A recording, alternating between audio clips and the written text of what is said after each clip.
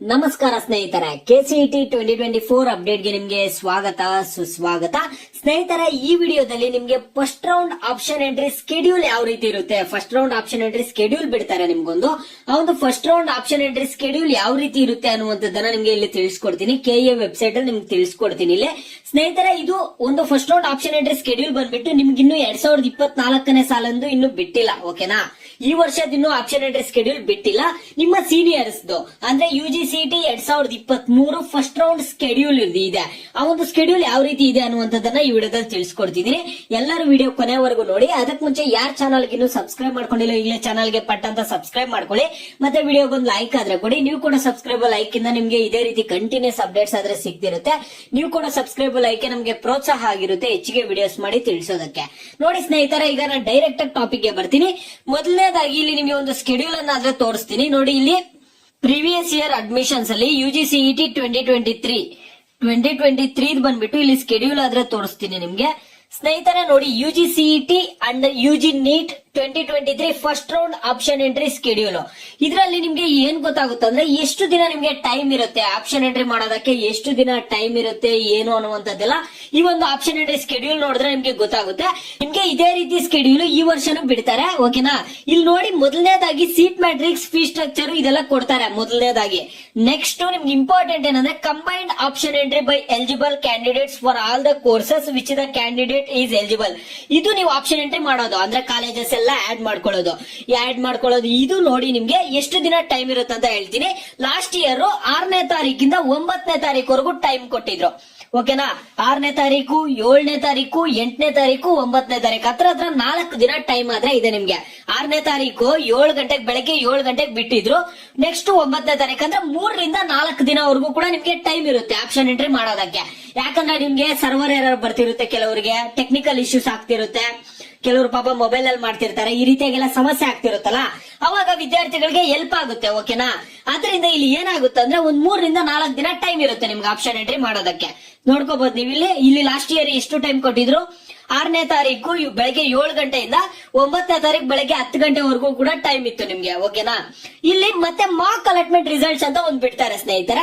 ಇದು mark allotment result ಅನ್ನುವಂಥದ್ದು ಒಂದು ಡಮ್ಮಿ ರಿಸಲ್ಟ್. ನಿಮಗೆ ಈ ಒಂದು ರಿಸಲ್ಟ್ ಅಲ್ಲಿ ಒಂದು ಕಾಲೇಜ್ ಆದ್ರೆ ಸಿಕ್ಕಿರುತ್ತೆ ಅನ್ಕೊಳ್ಳಿ. ಓಕೆನಾ, ಈ ಒಂದು ಮಾರ್ಕ್ ಅಲಾಟ್ಮೆಂಟ್ ರಿಸಲ್ಟ್ ಅಲ್ಲಿ ಒಂದು ಕಾಲೇಜ್ ಸಿಕ್ಕಿದೆ ಅಂದ್ರೆ ಆ ಕಾಲೇಜ್ಗೆ ನೀವು ಹೋಗಿ ಜಾಯಿನ್ ಆಗಕ್ ಆಗಲ್ಲ. ನಿಮಗೆ ಕಾಲೇಜ್ ಸಿಗುತ್ತಾ ಸಿಗಲ್ಲ ಅನ್ನುವಂತ ಒಂದು ರೆಫರೆನ್ಸ್ ಗೆ ಇದು mark allotment result, dummy result. ನೋಡಿ, ಈ ಡಮ್ಮಿ ರಿಸಲ್ಟ್ ಅಲ್ಲಿ ನಿಮ್ಗೆ ಏನಾದ್ರು ಸೀಟ್ ಸಿಕ್ಕಿಲ್ಲ ಅನ್ನೋದಾದ್ರೆ ನೀವು ಚೇಂಜ್ ಮಾಡ್ಕೊಳಕ್ ಒಂದು ಆಪ್ಷನ್ ಇರುತ್ತೆ. ನೋಡಿ, ಇಲ್ಲಿ provision to change option entry by eligible candidates, add, alter, rearrange, delete the options. ನೀವು ಮತ್ತೆ ಕಾಲೇಜಸ್ ಆಡ್ ಮಾಡ್ಕೋಬಹುದು. ವಿದ್ಯಾರ್ಥಿಗಳಿಗೆ ಮಾರ್ಕ್ ಅಲಾಟ್ಮೆಂಟ್ ಅಲ್ಲಿ ಗೊತ್ತಾಗುತ್ತೆ. ನಿಮ್ಗೆ ಮಾರ್ಕ್ ಅಲಾಟ್ಮೆಂಟ್ ಅಲ್ಲಿ ಏನಾದ್ರು ಕಾಲೇಜ್ ಅಲಾಟ್ ಆಗಿಲ್ವಾ, ಸಿಕ್ಕಿಲ್ವಾ, ಅವಾಗ ನೀವೇನ್ ಮಾಡ್ಬೋದು ಅಂದ್ರೆ ವಿದ್ಯಾರ್ಥಿಗಳು ಅದನ್ನ ಆಡ್ ಮಾಡಬಹುದು. ಮತ್ತೆ ನೀವು ಕಾಲೇಜಸ್ ಅನ್ನ ಆಡ್ ಮಾಡ್ಕೋಬಹುದು, ಆಲ್ಟರ್ ಮಾಡ್ಕೋಬಹುದು, ಮತ್ತೆ ರೀಅರೇಂಜ್ ಮಾಡ್ಕೋಬಹುದು, ಮೇಲೆಯಿಂದ ಕೆಳಗಡೆಗೆ ಬೇಕಂದ್ರೆ ಡಿಲೀಟ್ ಕೂಡ ಮಾಡ್ಕೋಬಹುದು. ಓಕೆನಾ, publication of first round allotment result 16ನೇ ತಾರೀಕು ನಿಮ್ಗೆ ಬಂದಿದೆ.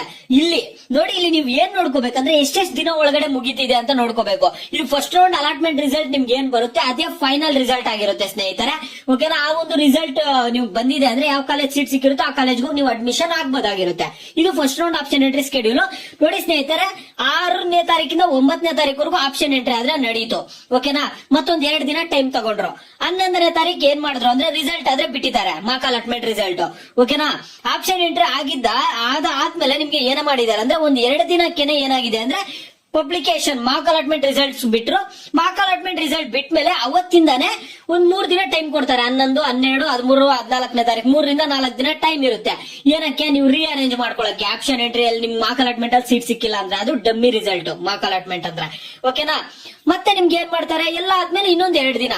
ನೋಡಿ, ಎಲ್ಲ 2-3 ದಿನದಲ್ಲೇ ಒಂದೊಂದ್ ಸ್ಟೆಪ್ 2-3 ದಿನದಲ್ಲೇ ನಿಮ್ಗೆ ಮುಗಿತಾ ಇರುತ್ತೆ. ಈ ರೀತಿಯಾಗಿ ನಿಮ್ಗೆ ಐಡಿಯಾ ಸಿಕ್ತ ಅನ್ಕೊಳ್ತೀನಿ. ಈ ರೀತಿಯಾಗಿ first round option entry schedule ಅನ್ನುವಂಥದ್ದು. ಓಕೆನಾ, ಈ ರೀತಿಯಾಗಿರುತ್ತೆ. ಇದೇ ರೀತಿ ನಿಮ್ಗೆ 2024 ಆದ್ರೆ ಬರುತ್ತೆ.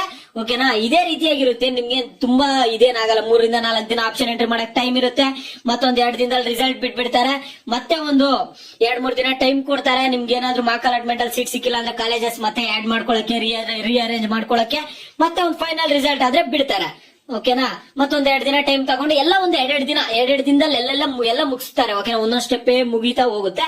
ಈ ರೀತಿಯಾಗಿ ಆಪ್ಷನ್ ಎಂಟ್ರಿ ಸ್ಕೆಡ್ಯೂಲ್ ಇರುತ್ತೆ ನೋಡಿ. ಎಲ್ಲರೂ ನೀವು ಸ್ಕ್ರೀನ್ ಶಾಟ್ ಇಟ್ಕೊಳ್ಳಿದ್ ಬೇಕಂದ್ರೆ, ಇಲ್ಲ ನಾನು ನಿಮ್ಗೆ ಹೇಳ್ದೆ ಅಲ್ಲ KE ವೆಬ್ಸೈಟ್ ಅಲ್ಲಿ ಯಾವ ರೀತಿಯಾಗಿ ಚೆಕ್ ಮಾಡ್ಕೋಬೇಕಂತ ಚೆಕ್ ಮಾಡ್ಕೊಳ್ಳಿ.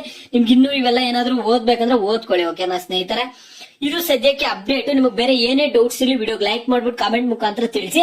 BSc ನರ್ಸಿಂಗ್ ಅವ್ರು ಕೇಳ್ತಾರೆ ಮತ್ತೆ ಆಪ್ಷನ್ ಎಂಟ್ರಿ ಸ್ಕೆಡ್ಯೂಲ್ ನಿಮ್ಗೂ ನೆಕ್ಸ್ಟ್ ವಿಡಿಯೋ ಅಲ್ಲಿ ತೋರಿಸ್ತೀನಿ. ನೆಕ್ಸ್ಟ್ ಆದ್ರೆ ವಿಡಿಯೋ ಪ್ರಿಪೇರ್ ಮಾಡ್ತೀನಿ. ಓಕೆ ಸ್ನೇಹಿತರೆ, ನಿಮ್ಗೆ ಏನೇ ಡೌಟ್ಸ್ ಇರಲಿ ವಿಡಿಯೋಗೆ ಲೈಕ್ ಮಾಡ್ಬಿಟ್ಟು ಕಾಮೆಂಟ್ ಮುಖಾಂತರ ತಿಳಿಸಿ. ಯಾವ ಟಾಪಿಕ್ಸ್ ಬಗ್ಗೆ ಹೆಚ್ಚಿಗೆ ಕಾಮೆಂಟ್ಸ್ ಇರುತ್ತೋ ಅದ್ರ ಬಗ್ಗೆ ನೆಕ್ಸ್ಟ್ ವಿಡಿಯೋ ಆದ್ರೆ ಬರುತ್ತೆ.